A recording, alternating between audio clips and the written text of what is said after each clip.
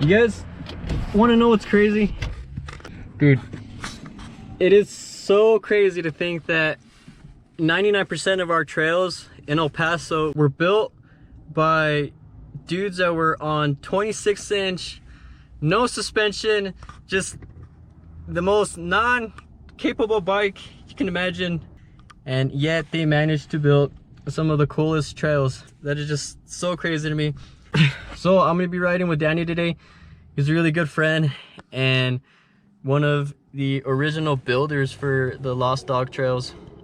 We're gonna go ahead and ride the Lost Dog Trails and go ahead and bring you guys along for the ride. So hope you guys enjoy. And I'm not telling you guys how to live your life or anything, but I did notice that about 80% of you guys are not subscribed. So, you know, I'm not gonna tell you how to live your life, but if you go ahead and hit the subscribe button, so if you guys can do that for me, that'd be sick. And but anyways, let's go and take this little tour down memory lane.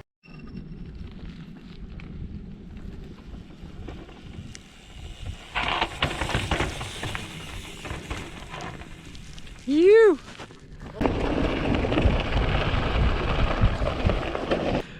So I'm out here at Lost Dog Trails with the one and only.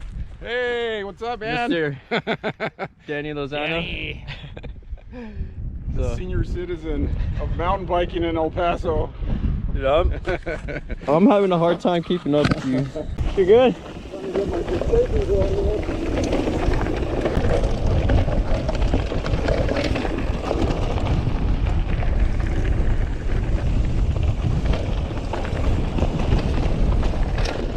Dude, that's so sick. So, yeah.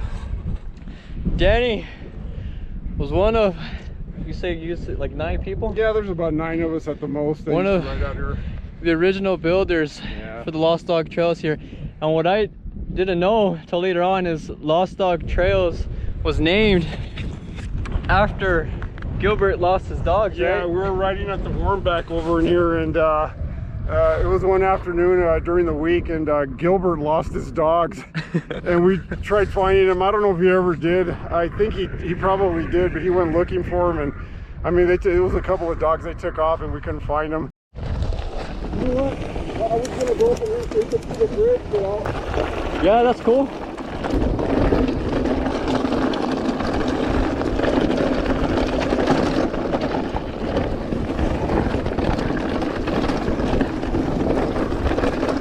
About what time era was this, or this what year was probably, maybe, I'm just gonna give it a rough guess, maybe like in 97, 98, somewhere around there. Yeah, do you, somewhere around there. Do you guys have a lot of issues with like what they call Karens? No, not really. No. What about state park? You guys didn't run into? No, like, you know, we had a war with the state park. This happened maybe like in the early I'm thinking it might have been like in 2005, somewhere in that era. And a lot of people won't believe this because they're so cool now, you know. I know they have their people out there patrolling and stuff, and they carry sidearms and everything, but you know, that's their job. But one of them actually got my friend, and he pulled out a gun on him because they started arguing, and he sat him on the floor and told him not to move, and he sat there. It got really ugly, and they used to chase us out here on quads, you know. it was a crazy time, you know. That is crazy. Yeah, just things that happen, you know.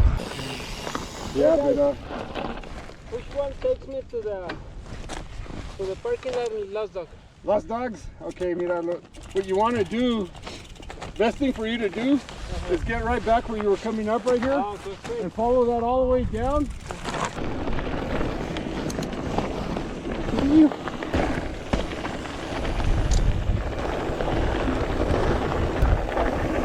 Yeah.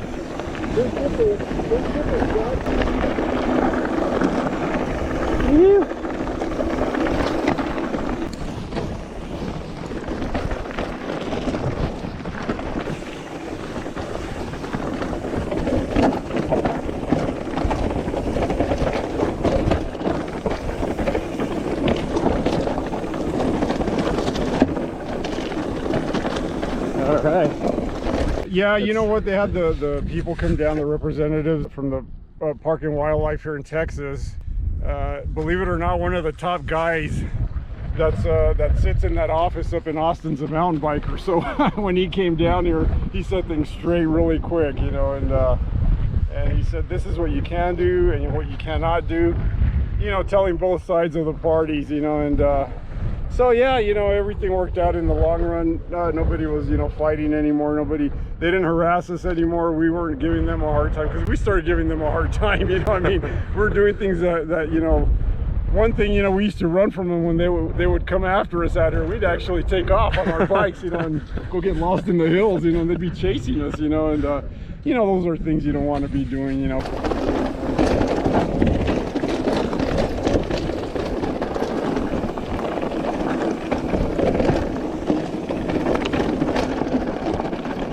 Yeah.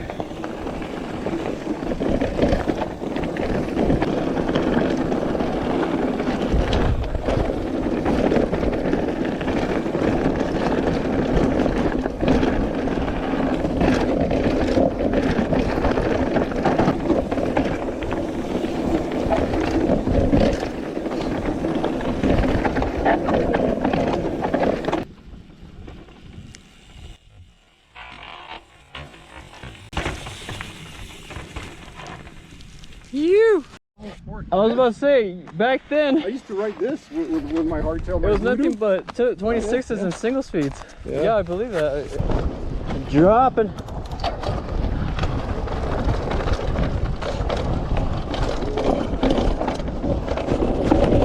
You.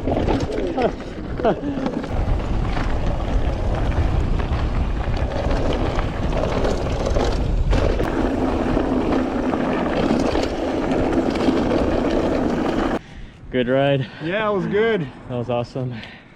Keep the rubber side down, guys, or not. It doesn't matter. It's mountain biking.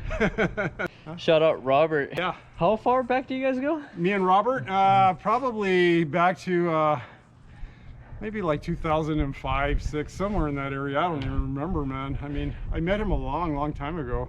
That's crazy. And I've even ridden with him, you know, like back in the day, and even recently when he was already at the Trek store, I rode with him a couple of times. Yeah, people don't know, Robert is the manager for both the West Side and East Side stores. So yeah, if you guys Robert, have any questions about bikes. Oh yeah, Robert's the man. He used to build bikes for me when he was running the Vinci bike shop, which was a massively huge high-tech bike shop. But yeah, he was a top mechanic there, Robert was. And now he's running the Trek stores here in El Paso, Texas. And Yeah. He's a cool guy, really cool, good friend. He taught me, so that is so sick. So Yeah. hopefully we can get All right, brother. another ride. We'll get I don't practice